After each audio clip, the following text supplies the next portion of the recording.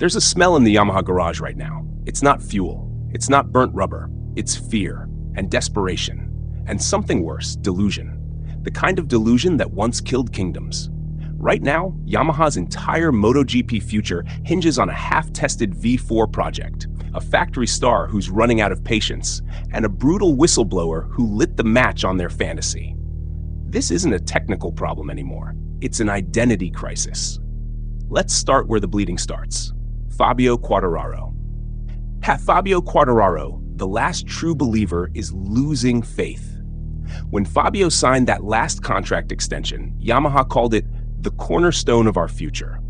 Quartararo thought he was signing up for redemption. Instead, he's trapped in a recurring nightmare. Blazing qualifying speed, Sunday humiliation, and a garage full of people staring at laptops like they're waiting for divine intervention. He's done everything. 4 poles since April, dragging the M1 to positions it has no business being in. Should have won Silverstone if not for a tech failure. Should have podiumed at Le Mans if the rear grip didn't vanish mid-race. And yet, here he is, nearly halfway through 2025, with nothing but heartbreak and broken promises. Fabio is done sugarcoating it. When Yamaha racing boss Paolo Pavesio came out with that dreamer's line, "We are confident the V4 will be ready for 2026," Fabio didn't clap. He cut. I don't think he's too much into the technical side of things. Honestly, I don't care whether it's a V4 or not. I want a winning bike now. He's not playing nice anymore. This is a warning. Not to the fans, not to the media, to Yamaha. Get your house in order, or I walk. The V4 project, a promise built on smoke. Now let's talk about the mythical beast Yamaha swears will save them, the V4. This isn't just an engine configuration. It's a Hail Mary. Yamaha's tried to defend the inline 4 long after its expiry date. Meanwhile, Ducati, KTM, and even Aprilia are out there breathing fire with V4s that tear the asphalt in straight lines and survive wars in braking zones. Yamaha finally caved. But here's the thing. They might have waited too long. This V4 is still a toddler, still babbling in test garages. It hasn't raced, it hasn't fought, and according to Alex Rins, it hasn't even made sense yet. Alex Rins, the whistleblower, Yamaha, tried to muzzle. You want raw? Here's raw. Alex Rins was at Brno during Yamaha's private V4 test. They didn't want it public. They tried to hide it. They even deleted the video Rins uploaded. Too late. Rins saw everything, heard everything, and then said everything. I did 152.7s with my bike. Augusto on the V4 did 154.8s or 154.7s. 2 full seconds slower. Let that sink in. Not 2 tenths, not 1 second.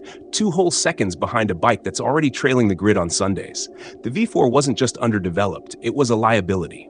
Yamaha's silence after that says it all. No denial, no rebuttal, just damage control. Quietly trying to pretend the storm didn't hit, but Rins lit the fuse. Now the garage is on fire.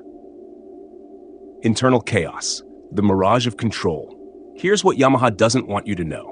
The V4 bike has done fewer than 30 laps per rider over 2 days. It hasn't been run with new tires. It hasn't gone through race simulations. No rider has publicly said it feels ready.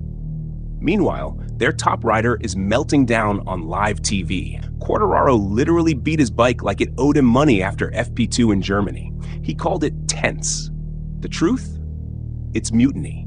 This isn't racing development. This is scrambling with duct tape and dreams. And through all this, Yamaha's management walks around like they're building the next RC213V. They're not. They're stuck in 2015 while the rest of the grid has evolved into monsters.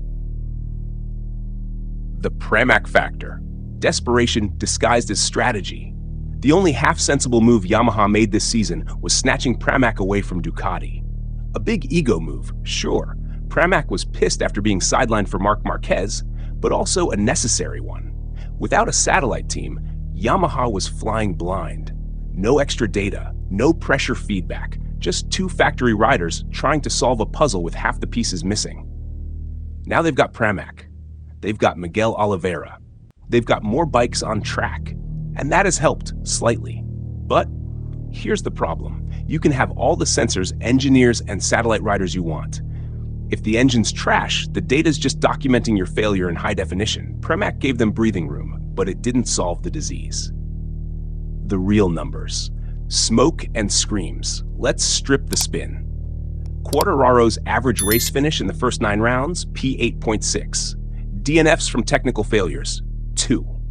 Number of races where Yamaha beat a KTM or Aprilia on merit, 1. That's the reality. Yamaha isn't fighting for podiums, they're fighting to stay in Q2. So when Rins says the V4's 2 seconds off the pace, it's not a hiccup, it's a funeral bell. The human toll, watching a champion burn out. Let's go deeper into Fabio's psyche. He's 26, in his prime, a world champion, a generational talent, and yet he spends every Sunday dragging a wounded dog into battle. He's watched younger riders get better bikes, watched Marc Marquez ride a satellite Ducati to multiple wins, watched Jorge Martin become a title threat, watched Pecco Bagnaia get the full factory glory. He's watching MotoGP evolve without him, and it's killing him inside. You can see it.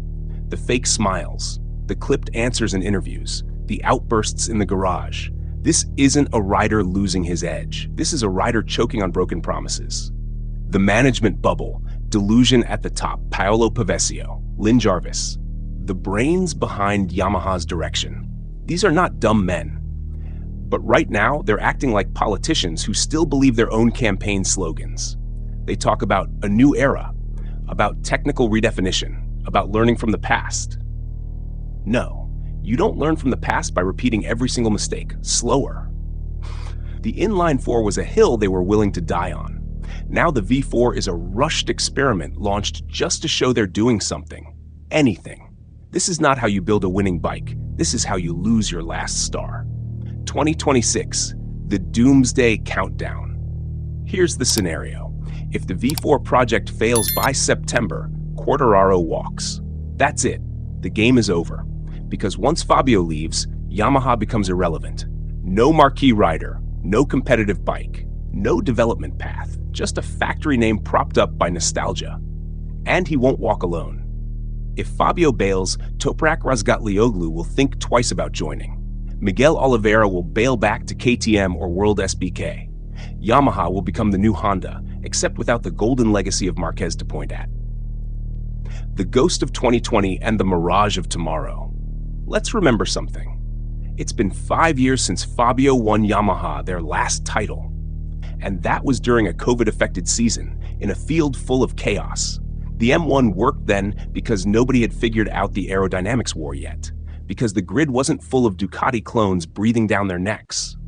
Now, everyone's leveled up. Aprilia's stepped up.